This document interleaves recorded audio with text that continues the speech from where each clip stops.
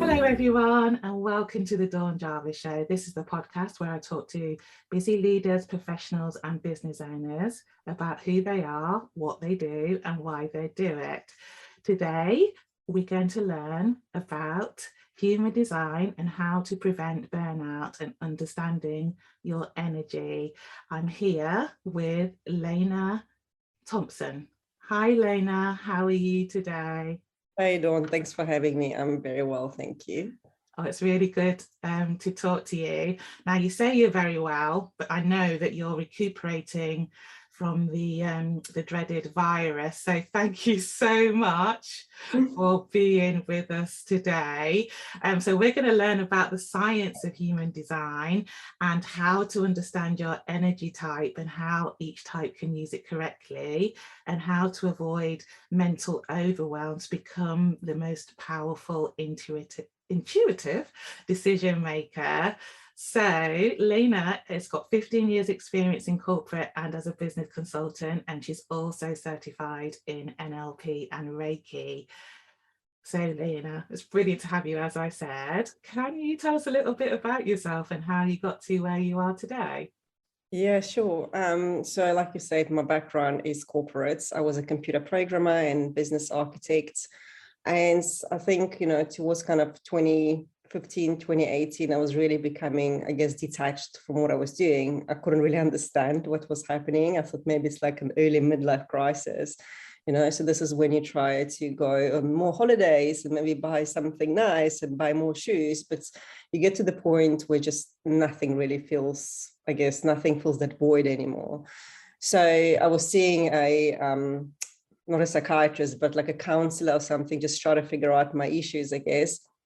And then one day I was driving to the office wondering whether this is what my life is going to be like forever, because I didn't see a way out. When you're in a corporate, I was a contractor, I was earning six-figure income and, kids in private school. I couldn't understand how I could just leave everything behind and go do. I didn't even know what I wanted to do, to be honest. And that was the scary part. So one day as I was driving to the office feeling all miserable and sorry for myself, I came across Dr. Joe Dispenza. And so he's basically the guy who's responsible for all these changes in my life. And as I was listening to him, it felt like it was this message I've been waiting for my whole life. I was like, wow, is this okay? Time to wake up. It's time just to try something different. And this is when I really started getting into meditation. And step by step, I knew that my life started to change. I think I started feeling a bit more confident, a bit more resilient, and a bit more like unapologetic. I knew that this wasn't the life that I wanted. So before long, I guess about a year later, I quit my job cold turkey, and I've set up my first business. So I didn't really know what I was doing. I've never had a business before, but it felt like the right step to do. And I didn't even know where it was coming from. There was this like urge within me and I could not even put it in human words. So that of course caused a lot of issues, with family and a lot of my friends thought I went insane to quit the job with 2 kids and sell the family house and move out. So yeah, there was a lot of changes and, step by step, I think it's been quite a journey over the last 2 years, but yeah, that led me to where I am now.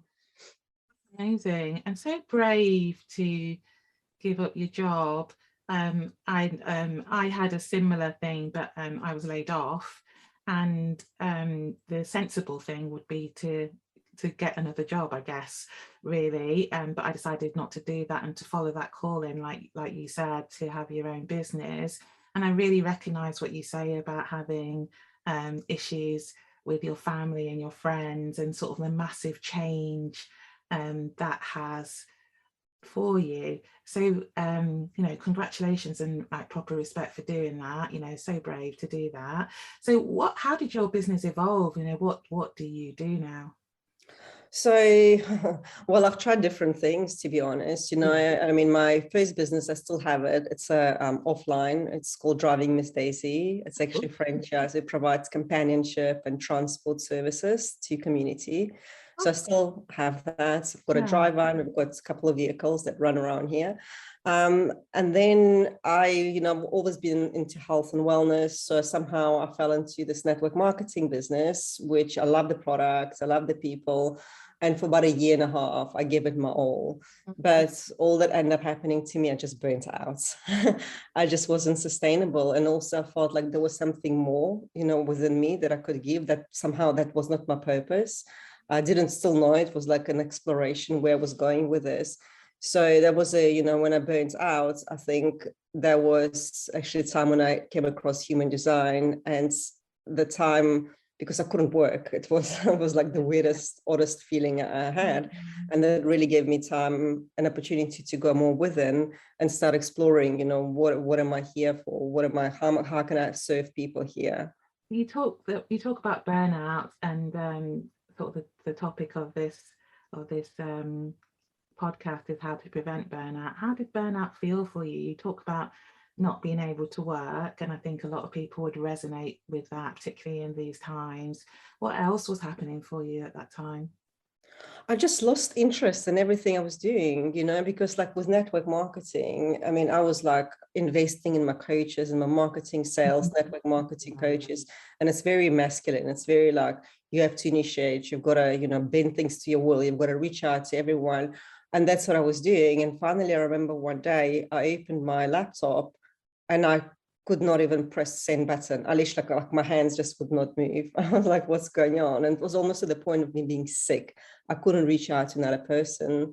And that's where, I kind of realized, hang on a second, maybe I should pause, because I never pause, right? I've always been like such a doer and action taker. And I was like on the go, I mean, although I meditated every single day, but it was almost like I meditate, tick, and then go on and just rush around my day. So it was almost like there was like two parts of me: this person in meditation who was all calm and zen and everything, and then the crazy person who was running around the day, not even pausing, not even reflecting. And this was the first time, I think, in my life when I thought, well, maybe I should just try to slow down. I really get you with that, and and I know you're ill at the moment, and I know I've been ill for the last few weeks as well, and I sort of like, it's a bit like that. You just can't work because you just haven't got it in you, have you, really? And it is a time to reflect on what you're doing. So you settled on human design, and that's sort of like the basis of your work now. So tell us a little bit about human design. What is it for the people who don't know? Sure. So human design, it was downloaded by a man called Ra Uruhu in 1987.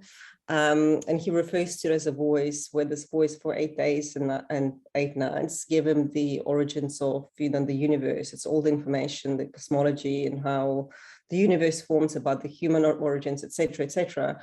And it's a very kind of a scientific information, spiritual, but also scientific. And it blends a number of systems like Kabbalah and I Ching and astrology and also quantum physics. So the most amazing thing, I guess, about human design is that it reminds you who you are not, because we think we are like these kind of certain people, but actually we're not that, and there is a big I think discrepancy between who we think we are, who we truly are. And that reminds you, what is your highest potential, who you came here to be.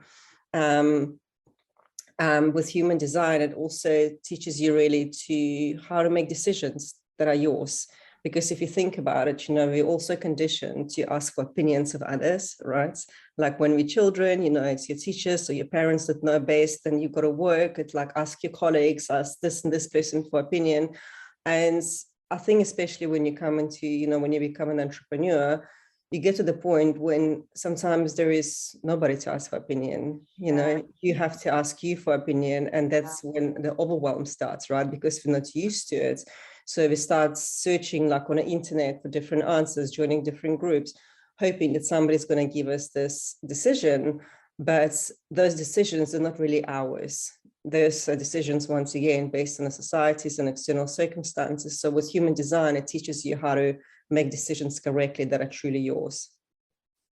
I love that. So tell us a bit about the science of human design. Mm. So yeah, as I mentioned, it's a mixture of Eastern sciences and also Western sciences. And the most important thing is that in human design is it differentiates between energy types. So we are all different human beings, but when it comes to us, let's say being in a job or being whatever, like in a society or being as a parent, we all kind of expect to behave in a certain way. Now, every single energy type, and there are 5 energy type, has their own way, have their own strategy on how really they're meant to show up in the world in order to eliminate the resistance, in order to stop pushing upstream and really have the life unfold in a way that is more natural and more harmonic. And there are 5 energy types, and some energy types really, they're not even designed to work, which is quite interesting. They're just here like literally just to be or to guide others or to reflect. And of course, if someone like that, let's say, is working in a high-paced environment, they can just simply burn out. Or the children, which go to school and they can't, let's say, sit still and they want to work on multiple things at once. Teachers say like they've got ADHD, right? And they medicate these children. In the meantime, they most probably the energy type manifesting generator who are actually very busy and they are meant to work on multiple things at the same time. And in fact, if they don't do multiple things at the same time, they can actually burn out, which is very opposite to an energy type that is a projector. So, understanding things like that in workplace, at schools, or in business can really save somebody like a lot of energy, really, and a lot of sanity also. So, and what are the energy types? You've mentioned a couple there, but for people who don't know, what are they? And what I'm quite interested in, are you one energy type all the time, or are you different energy types at different times? And is that a fluid thing or is it a rigid thing? No, it's a consistent thing. So human design basically takes into account your date, time, and place of birth. Mm-hmm. And based on that information, it spits out like a body graph. And that's your energetic blueprint. It's like your map in this life. So by looking at the map, you can understand your energy type, you understand your points of strength and vulnerabilities, how you're best positioned to market and sell. Also by looking at the body graph, you can also understands your life and your soul purpose, your spiritual purpose, the lessons you're here to master. I mean, there is so much information that is contained within the chart.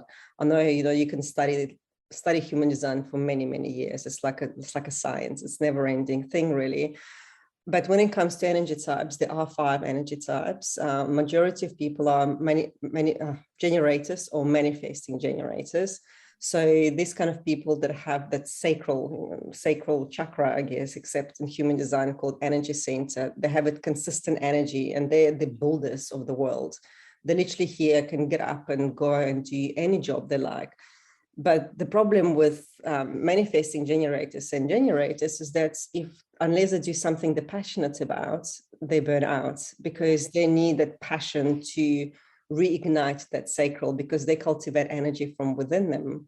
And another thing is about generators and manifesting generators, especially for generators, they're not meant to initiate, which is quite interesting, right? So when you think about traditional marketing, how it teaches us to go and make things happen and reach out and be proactive, that's how I burnt out because I'm a generator. So my strategy is not to initiate. The strategy for generators is to wait to respond to something, So you invited me to your show, I've responded, and here I am. So this is the right use of energy. But then, of course, then the mind kicks in. It's like, well, what happens if I've got nothing to respond to, or what happens is like nothing is happening. And then you start initiating again. And I've done it, I've tasted it. And every single time I do it, I either end up sick or burn out or something happens. It's like literally, I mean, the universe, I think, became quite strict really with me nowadays. And this is one of the examples because I know exactly where I went wrong. That sounds really interesting, actually. It's sort of like, that, you make things happen, but you don't initiate them. And I suppose if you understand that about yourself, then you could behave accordingly. And like you said, you tested it out and that really works for you, doesn't it? Absolutely. It's amazing. Like when I wait to respond to something, and by waiting to respond, you don't really sit and do nothing. You can still you can still go and do something that's lights you up. You know, you can even just go for like walks, right? Because sometimes you go for a walk and you get this most incredible download. You're like, oh my gosh, that's what I'm going to write my post about. And then you write your post and you've got like people reach out to you and say, hey, you know, can I work with you? Can I do this? And then you're responding again, you see, rather than sitting here and trying to force things to happen. So then there's also manifester, and manifestors, they are about only 7% of population, which is interesting because they are actually the only type who are designed to initiate. Those are the go-getters. And actually there was, human design is quite a big study, and they've done a chart of quite a few like well-known marketers and businessmen, like multi-millionaire, billionaires, you know, people who like, I've done this, you can do it, follow my steps, it will work. And they are manifestors. And what's interesting is that people try to copy them and it doesn't work for them, because it won't work for them, you know, because they are not the same energy type. Like, I mean, I've invested thousands and thousands, you know, into mentors, into coaching, with marketing, and I could never replicate the success. And now I understand why, because I'm not simply meant to do things the way they do. So if they manifest that, yes, they will go initiate. If I go initiate, it just goes all pear-shaped for me. And once, you know, you let go, let's say as a generator, and you respond, it's like the synchronicities and opportunities I've experienced have been remarkable. You know, it's like sometimes you're like, seriously, did that just happen? And it does, you know, the more you surrender, you let go, you just really live according to your energy type. And then you get also projectors. So projectors here, they're relatively a new type. They only came, I guess, into being in 1781, and they're more like our guides, the teachers, the wise ones. They like the finer things, and they like all this, you know, like the very particular, specific about like furniture and about the designs. They like things certain way. And they, as I said, they make like great, let's say, project managers, and they're great leaders and coaches. But the thing is about projectors is that because they also can see potential in others, even the way that others cannot see it within themselves. So what happens is they often want to go and give the advice, you know, so, and they can be perceived like as bossy, I guess, or pushy. So for them, the strategy is to wait to be invited. So when they're invited, this is when really people then hear them, because, you know, otherwise they can talk to whoever and give that advice, but they're simply not going to get recognized. And that will cause bitterness, and can also cause them to burn out. And because they don't have consistent energy to work, they really work like in short sprints. If they try and stick to like a 9-to-5 job, it's not going to work for them, you know, they will burn out. And then the last step is the reflector, and that's only 1% of population. And they're literally like the mirrors of society. They're not here to work at all. They're like just here to reflect to us, you know, on how we are doing as society. And if they are here to work, they really, really need to take it easy and to take it slow. And their strategy is to wait for 30 days to make a decision. Imagine. Wow. No, I can't. Yeah. I can't. I mean, I'm not saying like what to go eat for breakfast, right? But if they buy a house, like a house or get a job, it's a lunar cycle. And the reason for that is because, you know, when you look at the chart, and it's hard for me to explain, I need to look at the chart to explain it more. They have no fixed energy. So they absorb energy from the world, from the other. So they need the 28 to 30 days, the whole moon cycle, to discern that energy. Whatever is not there, they need to cleanse it all out. Because if they rush to make a decision, the chances are it's not even going to be their decisions. They're going to be making it based on the energies of others they've accumulated. Amazing. Thank you for that rundown. I'm learning so much about it, and I can see, you know, and I loved your examples too about sort of like how that can affect your decisions, how that can sort of like impact on potentially burning out. So that's really, really, really good. So how do you use this knowledge in your work with people? So, you know, I think a lot of people are looking for alignments. A lot of people also beginning to understand that working hard is just not going to guarantee success. You know, the whole kind of mentality around working long and working hard and sacrificing is changing. It's more becoming about working, taking more aligned actions. And how do you get to align actions is only through that awareness, by knowing who you are, and by knowing, and by really aligning with that vision, with whatever it is that you wanted to create. So human design is the tool that helps you to get into that alignment.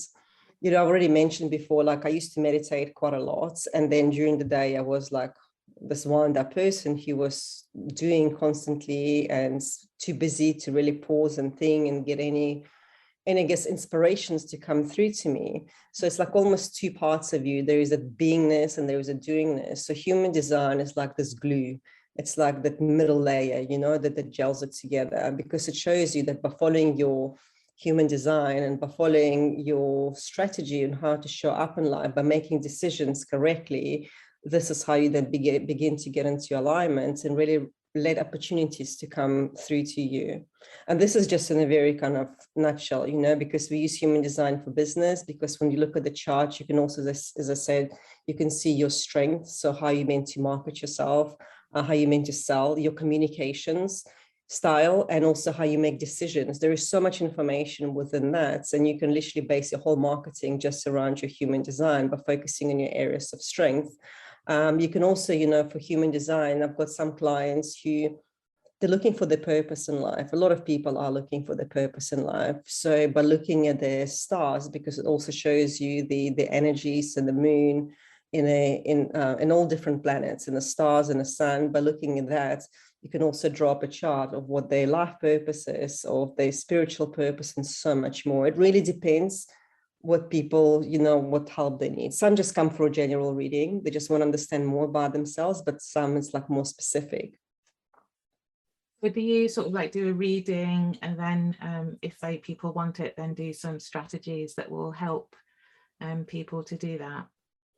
Yes, so I will always start with the reading first, just for people to understand a bit more about human design. And then, actually it came to me the other day, there's a difference between awareness and alignment. Yeah. Because a lot of people say, oh, well, I understand it, but my human design, they'll have like 1 hour session with me and it's like it's done. But awareness is not the same as alignment, because unless you do something with that awareness, it's just more information really, which is all wasted. So then for people who actually want to go further, then I support them on this journey, whether it's business or whether it's for communication, within the team. So especially I think in corporate environment, it's just so important, that communication, that leadership, that decision making. So this is something that's, provide them supports going forward. Brilliant. That sounds really, really, really good. So as part of this, I always, and so I can really see the connection between health and well-being and the work that you do, Lena. And what I always ask all of my guests is, how do you stay focused, positive and productive? And I can tell in your answer, you're going to relate it to your energy type. And also, how do you maintain your own health and well-being? Like, I know you're not very well at the moment, but how do you keep going? So you've been through quite a lot. You've changed your life, basically, done a few businesses, and I know you've got children and you're sort of managing everything. How do you keep it all together? I think now more than ever, I just slow down. Literally, I just pause. And, it's like my coach says, time is for taking. And she's absolutely right. So, when I get like too busy, or even when I feel like, that stuckness, we all love the stuckness. I sometimes just sit and do nothing. And, because when you do nothing, that's when this magical ahas come along. So it became really a lot less about pushing and trying to force things and trying to stick to do lists. It's more about just sitting and contemplating.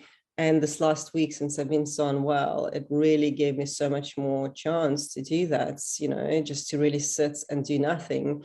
And today I woke up with this, like something because I'm putting this new program on, and I wasn't really sure how it's going to go. And I woke up and I was like, that's it, that's how I'm going to do it, but it doesn't come if you're running around, if you're just too busy. And so I think slowing down is definitely, I would say, the answer. Brilliant. So I also ask my guests what their favorite book is and why, and which book have you chosen, Lena? So I think I said Infinite Potential by Neville Goddard. Yeah. I mean, all his books are brilliant. This guy is incredible. He was a mystic in the beginning of 20th century from Barbados. And it's all about really, dreaming your dreams into reality, the power of imagination. I actually think that's another of his books. So it's all about, using your imagination to create reality in a nutshell, but he is incredible. Really recommend to read him. And I will read him. So what if people want to get hold of you and hear more about human design, and what would be the best way to do that and to contact you, Lena? So you can get hold of me on LinkedIn, which is Lena Thompson, or Instagram, which is Lena_Thompson_Reisman, or email Lena at imi-that.co.uk. Brilliant. And we'll have all of this in the show notes, so don't worry if you didn't catch that. It will be in the show notes, both in the podcast and on the YouTube channel. And you also talked about if people are interested in human design, there was a link that you were going to direct them to. You mean the body graph if they want to generate? So it's mybodygraph.com, and you can just create a free chart just to read up more about your energy type. Because I think it'd be really interesting to find out. I mean, I think for me, I have heard of human design, but it is a new thing, and I really like that it's not necessarily related to traditional ways. Now you go to work, you do the work, you as you said, you push for things, and I like the fact that not everybody is meant to be the initiator. I really like that you can let things happen, and that's been some of my experience. So I'm quite excited to find out, how this relates to me. And I think with all things, it's sort of like, what meaning has it as, and what can you usefully get from that. And I think, and particularly as business owners, there is a pressure, isn't there, to initiate, to push, to design, to lead, and to have followers in a way that, and that can be overwhelming. And and if everybody, we've been in, I met Lena at an event with some coaches that we both know, and if everybody there everybody there was a business owner, but not everyone can be the leader, not everyone can do that work, but everyone can do something, can't they? It's just the way you do it, and the way that you can do it, and the way you can do it and have peace with yourself and be happy and be contented and not burn out. Because I think burnout is obviously people always burn out, but I think particularly in these times when everyone's so ill and that affects so many things, it's really important to find a way that it's okay to live your life and to do the things that you want to do. Exactly, without feeling guilty about it. Without feeling guilty. And I think as women, as mothers, and it doesn't matter whether you're a mother or a woman, that we're all under a lot of pressure, even if it's just paying the mortgage and the bills, and and it's sort of, I quite like the fact that I'm hoping I'm the first one you said was at a generator where the things happen to you, because that's been my experience. Sometimes people say, oh, you need to put out all these posts and you need to do all this stuff, and sometimes the best things that have just happened for no reason whatsoever. They just happened because I've done the things that have called me to, that I've been called to do, and not because I had some big campaign or anything like that. So I really like that. So I'm hoping that I'm a generator, but I might not be. We'll see. We'll see around that. So we're coming to the end of the podcast. It's been so interesting, and thank you so much, Lena, for coming on the podcast and sort of teaching us all this new stuff. Well, it's new to me. I know it's not new to you. Is there a final word or some encouragement that you can give to our viewers and our listeners before we go? I think it's important just to really slow down, and just take a few pauses during the day in your life. Because once again, my coach, and she's a wise woman, she says, when you physically slow down, energetically speed up, you know. And it's just such a good saying, because we're just too busy rushing around, you know. And especially when you are a businesswoman, you've got to make, or businessman, doesn't really matter, when you've got to make those decisions, you can't make them from the point when you are just too busy. You're too busy to listen, you're too busy to get those intuitive nudges and the next right step. So productivity does not mean being busy, right? It's just being kind of aligned with it. So just take time and pause, slow down. Love that. That's fantastic. And thank you again so much for being on the show. That's it, everybody, for the Dawn Jarvis show. And I'm looking forward to, if you like what you've heard, like, subscribe, and add a comment. And I look forward to seeing you soon. Take care. Bye-bye.